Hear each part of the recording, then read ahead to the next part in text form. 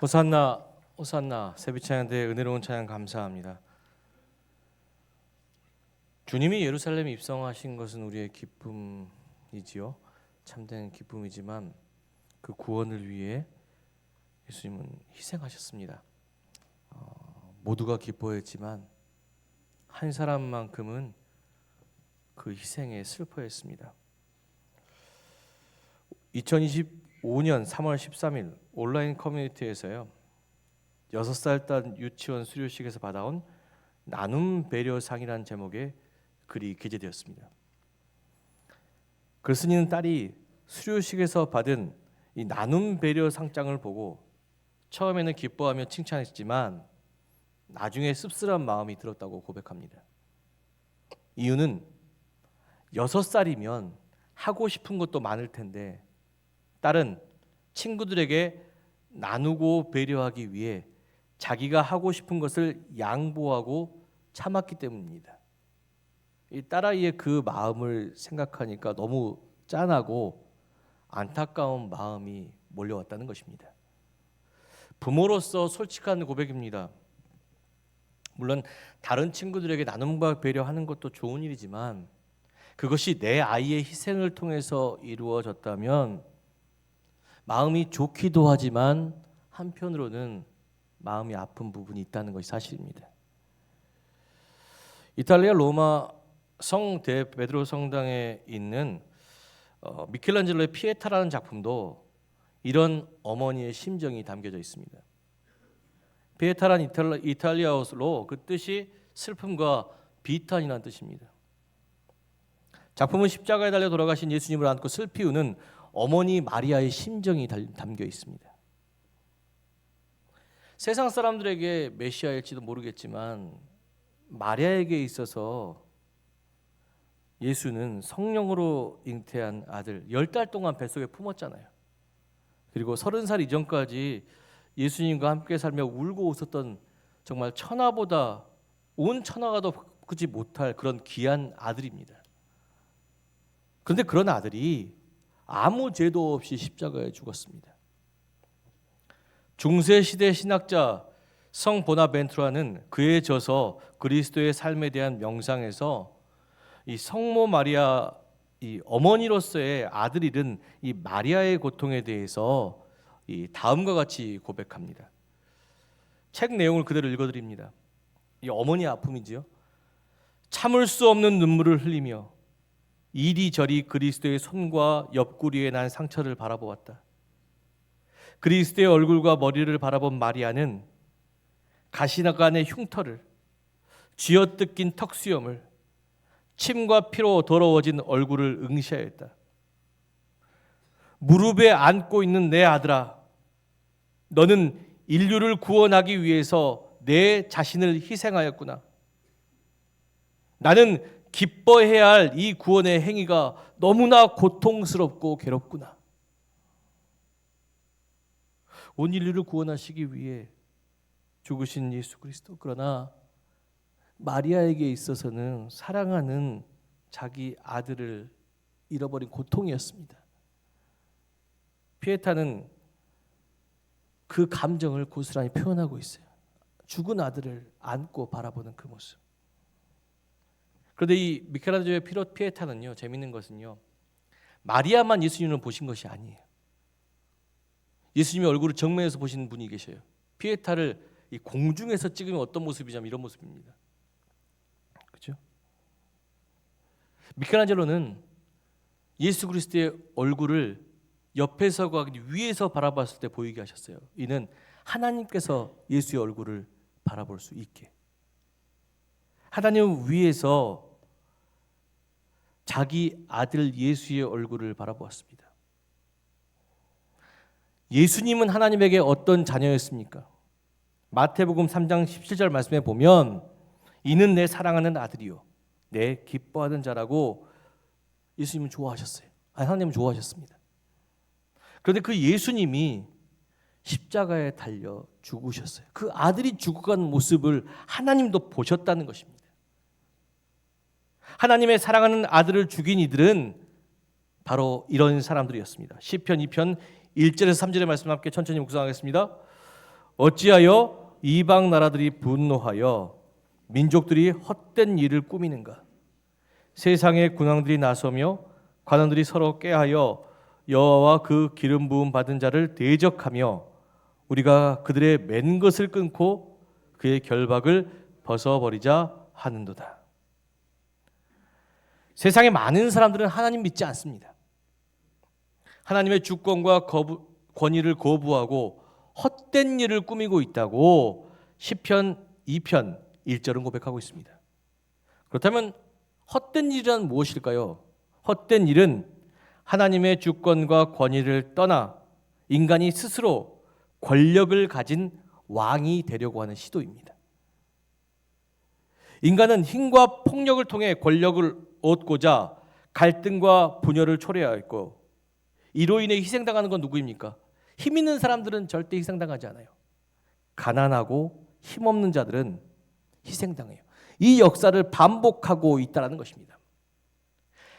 사도 바울은 여기에 대해 갈라디아서 5장 15절에서 경고하기를 서로 물고 먹으면 피차 멸망할까 조심하라고 경고하고 있습니다.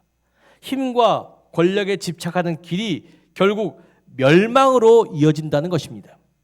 그러나 인간은 성경의 이러한 경고를 무시하고 같은 헛된 시도를 반복하고 있어요. 재난과 테러, 이념적인 혼란, 지역 갈등, 종교 갈등, 세대 갈등, 인종 갈등, 여러 가지 갈등과 전쟁들을 초래하고 있다는 것입니다. 이러한 수많은 군왕들의 욕망으로 인해, 권력의 욕구로 인해 결과적으로 많은 이들을 희생당하고 세상은 점점 파괴되어져 가고 있다는 것입니다. 모든 역사를 주관하시는 하나님은 이러한 세상을 안타까워하셨습니다.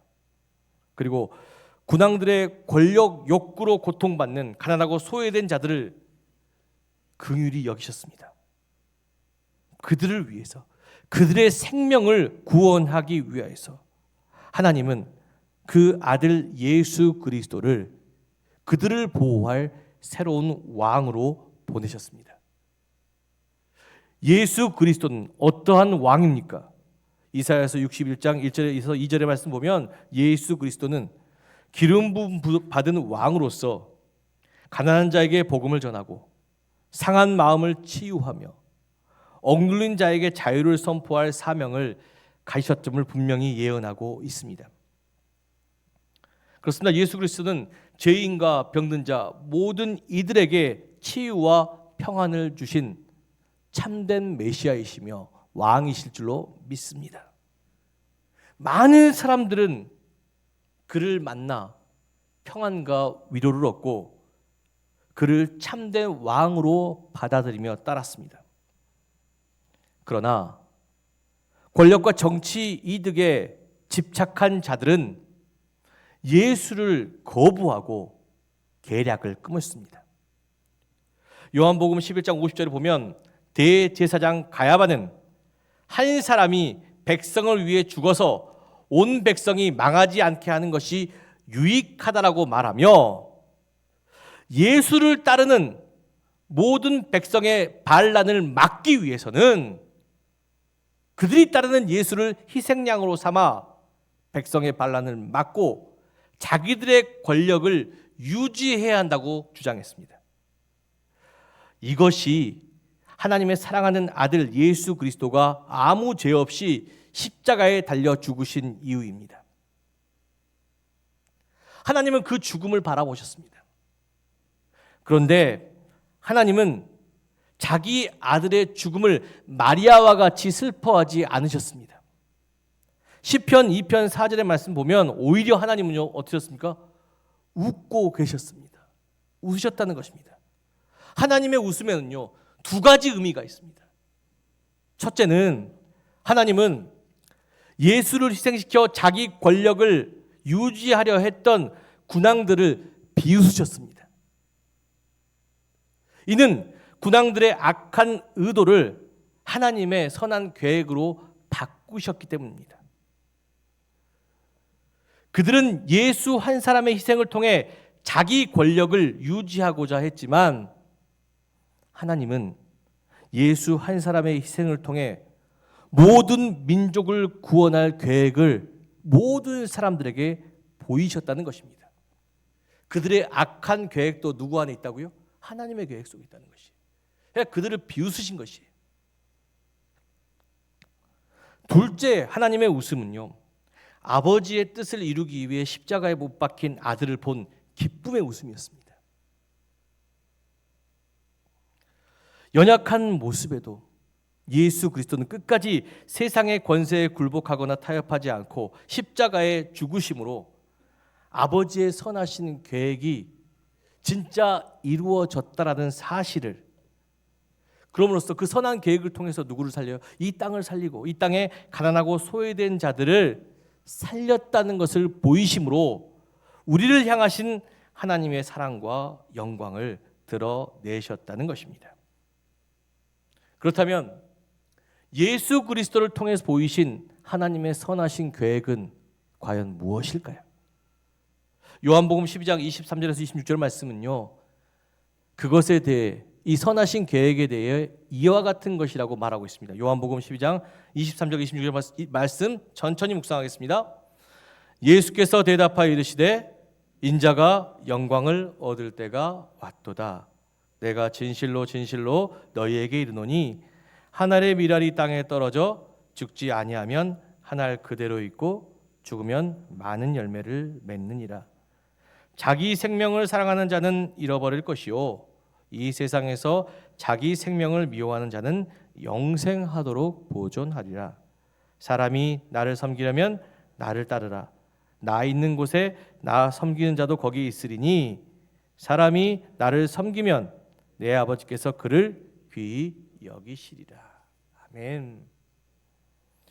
예수님께서는 한 알의 밀알이 땅에 떨어져 죽어 많은 열매를 맺는 비유를 통해 자기 희생이 많은 영혼을 구원하는 하나님의 선하신 계획임을 보여주셨습니다. 자기 생명을 사랑하는 자는 잃어버릴 것이요 생명을 미워하는 자는 영생을 얻으리라 하는 말씀을 통해서 하나님과 이웃을 위한 자기 희생과 헌신이라는 선한 영향력, 그 선한 영향력이 군왕들의 힘과 폭력으로 죽어가는 한 영혼과 그리고 멸망으로 향해 가는 이 나라를 다시 세워가는 방법이라고 하나님 예수님 그리스도는 십자가를 통해 말씀하고 있다는 것입니다. 그리스도인은 세상을 변화시킬 힘이 있습니다. 그런데 이것은 군주를 통한 집단의 힘과 폭력이 아니라 한 사람의 선한 영향력, 그렇죠? 다른 생명을 구하기 위해 내가 죽어야 하는 한 사람의 선한 영향력에 있을 줄로 믿습니다. 저는 이것을 보았어요. 이번 대통령 탄핵으로 재조명된 이 문영배 헌법재판관이 그런 분입니다. 불의한 공직자들이 많이 있을 때 가운데 대부분의 헌법재판관들의 재산이 20억 이상이랍니다. 20억 이상인 것에 반해 이 문영배 헌법재판관은 법관 생활 27년 중에 4억이 안 되는 재산을 가지고 있다고 합니다. 왜 이렇게 살았는지, 다른 법관들이 20억 넘는 재산 가지고 있는데 당신은 왜 이렇게 사셨습니까? 물으니까 문영배 재판관이 이렇게 대답했답니다. 결혼할 때 저는 평균의 삶을 벗어나지 않겠다고 다짐했습니다. 제가 그 통계를 보니 가구당 평균 재산이 3억 남짓이더라고요. 저는 그래서 스스로 반성하고 있습니다. 제 재산이 4억이 넘기 때문입니다. 문영배 재판관은 평소 검소한 삶을 살아요. 그리고 정직하고 또 가난하고 어려운 이웃이 있다면 나누는 삶을 살고 있습니다. 그런 재판관이에요. 근데 그가 어떻게 이렇게 살아갈 수 있었느냐? 그것은 제가 예전에 한번 소개해드렸죠. 어른 김장하 선생님의 선한 영향력과 가르침이 있었기 때문입니다. 문영배 재판관이 고등학교 시절 정말 공부를 하지 못할 정도로 찢어지게 가난했다고 합니다. 돈이 없어서 이제 일하러 나가야 되는데 그때 문영배 재판관에게 손을 내밀어 주신 분이 누구냐? 김장하 어른이었다고 합니다.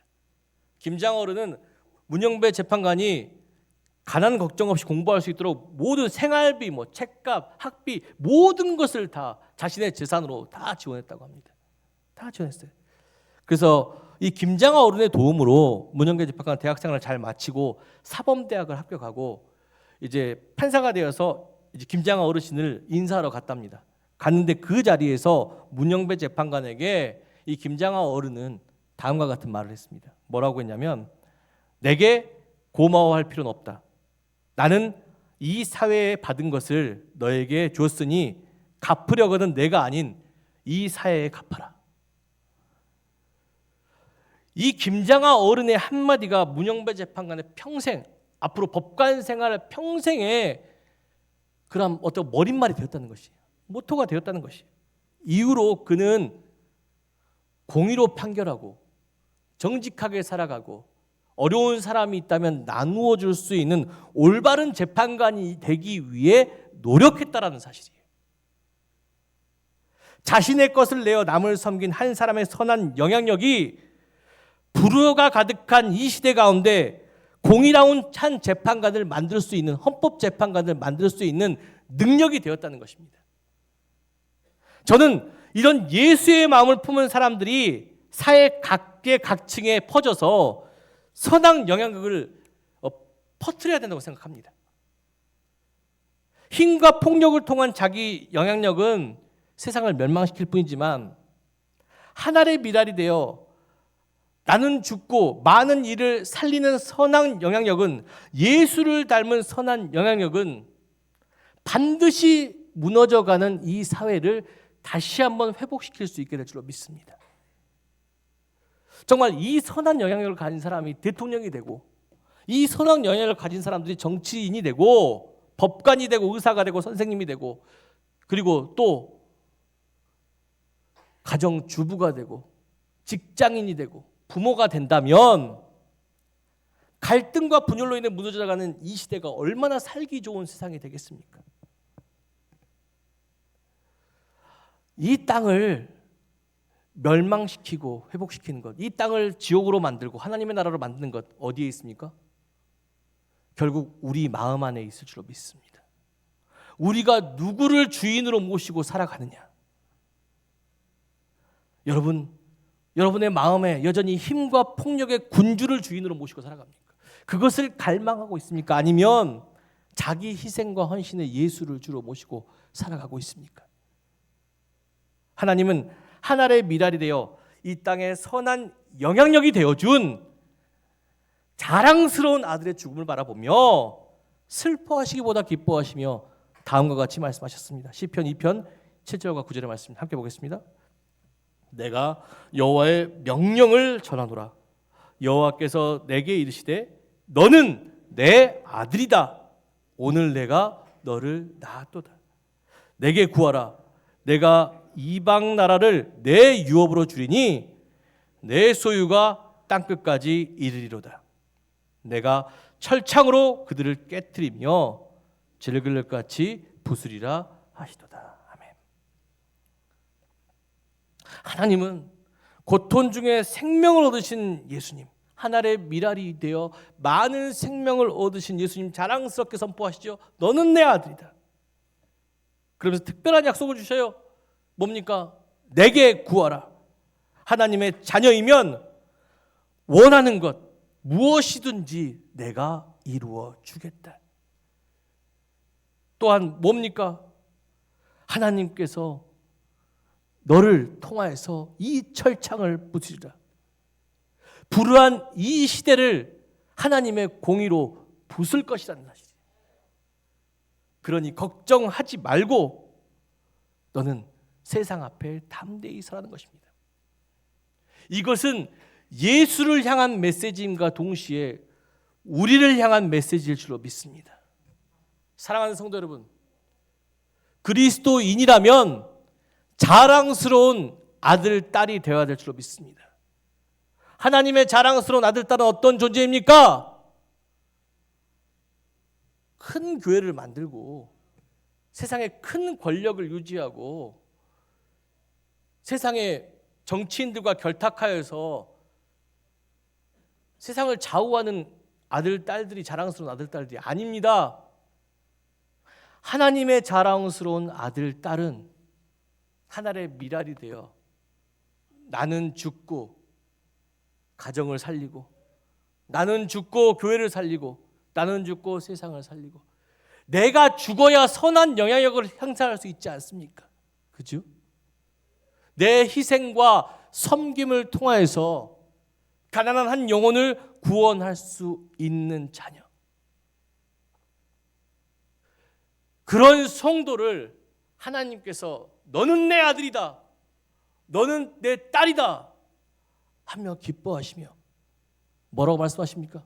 내가 구하는 모든 것을 너에게 주겠다 말씀하셨잖아요. 먼저 그의 나라와 그의 의를 구하면 이 모든 것을 더하실 줄로 믿습니다. 내가 내려놓은 것이 있다면 하나님께서 채우실 줄로 믿습니다. 또한 우리가 가진 선한 영향력으로 불의한 이 시대의 철창을 질그릇처럼 깨 부숴갈 줄로 믿습니다. 여러분 한 사람이 정직하게 서셔야 합니다. 세상이 점점 악해져 가고 있지 않습니까? 세상이 점점 자기 권력에 취해져 가고 있지 않습니까? 이러한 시대 속에 진짜 중요한 것은 정직한 한 사람이에요. 소돔과 고모라가 되어가는 점점 이 시대 가운데 의인 한 명이 있다면, 하나님의 사랑하는 아들, 하나님의 사랑하는 딸이 있다면 그들의 희생과 섬김을 통해서, 그들의 십자가를 통해서 이 세상은 변화하게 될 줄로 믿습니다. 정직하게 세워진 문영병법 재판관의 올바른 판결이 권력으로 파괴될 뻔한 이 나라의 새로운 시작이 되었지 않습니까? 어른 김장하 선생의 희생과 섬김이 없었다면 그런 분 나오지 않아요. 여러분, 우리가 그런 사람을 키워야 되잖아요. 그죠? 여러분의 희생과 섬김, 내가 죽으면 할 수 있습니다. 예수님 하셨잖아요. 다음 세대를 위해 기도하시고 청년부를 위해 기도하시고 우리 자녀를 위해서 기도하십시오. 가정에서부터 내가 그런 사람 되십시오. 내 자녀가 올바르게 자라는 것이 이 나라의 희망일 줄로 믿습니다. 이 교회 다음 세대와 청년이 올바르게 자라는 것이 이 나라의 희망이 될 줄로 믿습니다. 그들의 선한 영향력이 무너져가는 이 나라를 회복시킬 줄로 믿습니다. 사랑하는 성도 여러분, 하나님께서 보내시는 왕은 권력을 위해 백성을 희생시키는 왕이 아니라 백성을 살리기 위해 스스로 십자가 지고 죽으신 선한 영향력을 가지신 왕입니다. 종교주일, 군인들의 힘과 폭력으로 세상을 다스리려 했던 군왕들의 시대 속에서 예수님은 홀로 나귀 타고 겸손의 왕으로 예루살렘과 이 나라에 입성하셨습니다. 예수님께서 총과 칼로 무장한 전차 대신 나귀를 타고 입성하신 것은 공의와 평화의 하나님의 나라가 세상의 권력과 폭력이 아닌 하나님의 사랑과 희생, 섬김을 통해 이루어진다는 진리를 우리에게 보이시기 위함입니다. 그리스도의 몸된 교회는 십자가 지신 예수님과 함께 이 땅의 공의와 평화, 그 하나님의 나라를 세워가는 그 사명을 감당하는 공동체입니다. 모든 교회는 세상의 권력에 의존하지 않고 하나님의 아들이시며 이 땅의 참된 왕이신 예수 그리스도의 말씀을 듣고 그 말씀에 따라 자기 십자가를 지고 사랑함으로 희생과 섬김의 그 본이 되어야 줄로 믿습니다. 이 말씀에 순종하여 살아갈 때 예수 그리스도의 십자가의 지혜에 듣고 살아갈 때 이 땅에 복이 있고 우리 가정에 복이 있고 우리 교회에 복이 있고 이 세상에 복이 있을 줄로 믿습니다. 종료주일의 메시지는 우리가 어떤 왕을 따르고 섬길지를 분명히 묻고 있습니다. 자기 권력을 위해 백성을 희생시킨 구당을 따르지 말고 자기 백성을 위해 희생하신 예수 그리스도를 선택하고 그를 경외하는 자만이, 그를 통해 선한 영향력을 행사하는 자만이 이 땅의 영생의 복, 이 땅의 생명의 복, 이 땅의 평화의 복을 내려줄 수 있다는 사실입니다. 오늘의 말씀의 깊은 지혜를 통해 예수 그리스도를 내 삶의 진정한 왕으로 모시고 속한 가정과 교회, 세상에 공의와 평화의 하나님의 나라를 세워가며 군왕의 종이 아니라 하나님의 기쁨이 되는 자녀로 세워져 가시는 저와 여러분 되시기를 주님의 이름으로 간절히 축원합니다. 기도하겠습니다.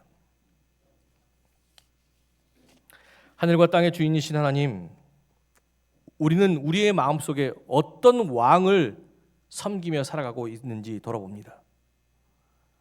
고통 중에도 우리를 구원하신 하나님의 기쁨 되신 아들 예수 그리스도를 섬기기 원합니다. 하늘의 미랄이 되어 땅에 떨어져 죽어 많은 생명을 맺은 것처럼 우리도 가난하고 소외된 영혼들을 구원하기 위해 예수 그리스도와 함께 십자가 지며 나는 죽고 가정을 살리고 나는 죽고 속한 교회와 속한 학교와 속한 직장과 속한 세상을 살리는 선한 영향력을 가진 그리스도인이 되게 하여 주시옵소서.